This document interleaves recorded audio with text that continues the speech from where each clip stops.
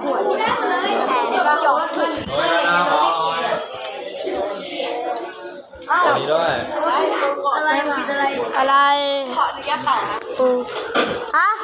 เมื่อกี้พูดว่าอะไรนะจะขออนุญาตต่อ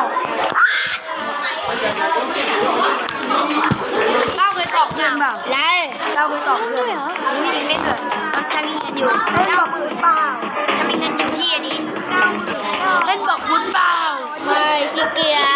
จไม่ได้มีเงินเท่าไหร่เอาเลยก็ได้รับคนแบบดีๆซะดินายมีเงินอยู่เท่าไหร่36,000ถ้ามี9,500ฉันนายก็นายใช้ค่าหมอฉันใช้ค่าหมอเดี๋ยวแล้วก็ยืมเงินแล้วก็มันปรับด่านได้นะขี้เกียจ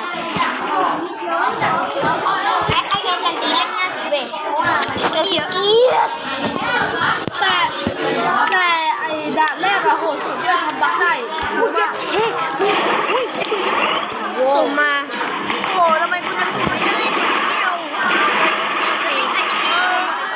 เพื่อนมันใช้เขียวเว้ยน้องลงมาก่อนน้องลงก่อนเดี๋ยวพี่จะพาไปที่ฟาร์มบักให้น้องขึ้นไปบนบันไดก่อน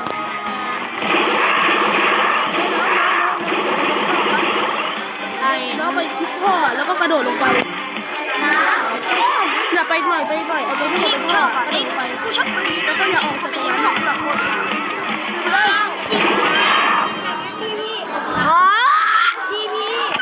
แดงไงโอ้ยจะเล่นตรงไหน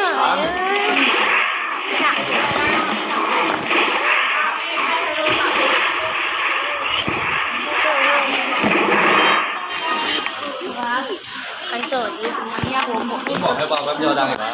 ตัวละครน้องก้าวนะครับแบบลูกทางเลย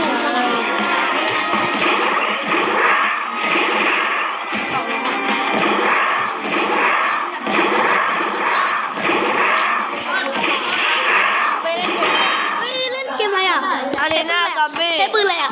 ในปืนม่วงเยโดที่ก็ใช้ดาเมจนี่เดี๋ยวพี่พาไปจุดดาเมจ780นี่เข้าตรงนี้เห็นไหมเนี่ยน้ำตาลเรากดลงมาไปเลยแล้วก็ยิงใช้คาร์ดหมอ